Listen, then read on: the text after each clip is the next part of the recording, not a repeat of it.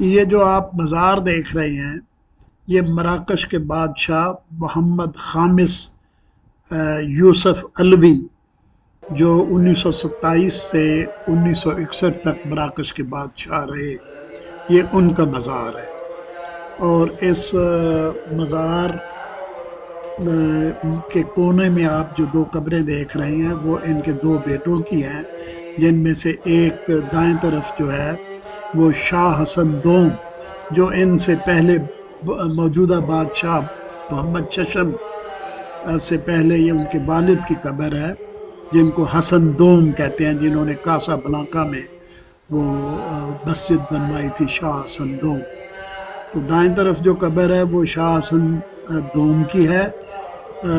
جو 1961 سے 1999 تک مراکش کے بادشاہ رہے۔ اور جو سائیڈ پہ لیفٹ سائیڈ پہ دوسری قبر ہے وہ ان کے چھوٹے بھائی یعنی محمد پنجم کے بیٹے عبداللہ، شہزادہ عبداللہ کی قبر ہے، یعنی موجودہ بادشاہ محمد ششم کے چچا کی قبر ہے۔